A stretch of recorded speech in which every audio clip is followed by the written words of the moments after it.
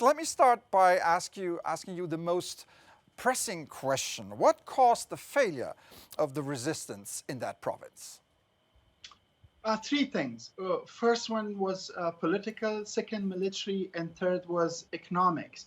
Political wise, the resistance, they do not have unified position because most of the leaders of the Northern Alliance or former resistance movement in Afghanistan have, escaped the country. They are in either northern countries, neighboring Afghanistan, or in Europe.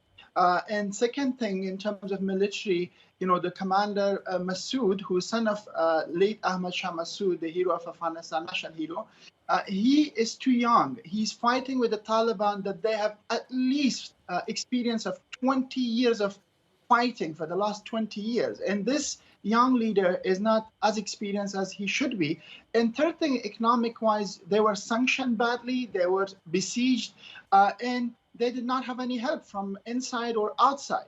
So that was the three main factors for the failure, or unfortunately the defeat of the resistance. But what I think, that the battle is over, but not the war. Well, tell us what's happening on the ground. What is the Taliban doing in that province right now? There is some bad news because, first and foremost, humanitarian assistance is blocked, access to information is blocked. People cannot go and see firsthand what is happening there because we are afraid of atrocities, violations of human rights, and even war crimes.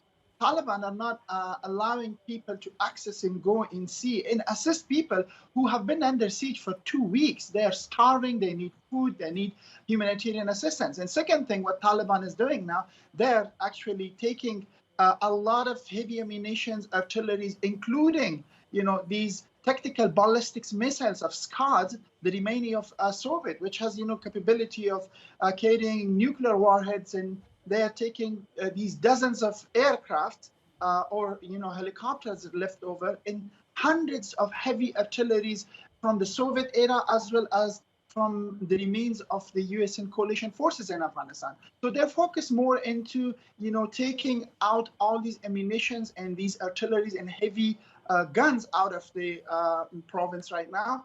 But they're less focused on assisting people, facilitating these aid agencies to go and assist thousands and thousands of innocent people who are in dire need of support and assistance.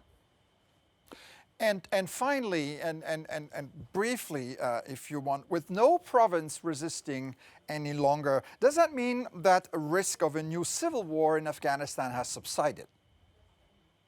Unfortunately, the civil war has already started. After the departure of the international troops from Afghanistan, there's not foreign fighters that Afghans will fight. These are only Afghans who are fighting against each other. So certainly we are in a civil war. And I urge the international community, the global community, and the world powers, including the United States, Europe, and the United Nations, to interfere and stop this civil war. As I mentioned before, the battle is over, but not the war.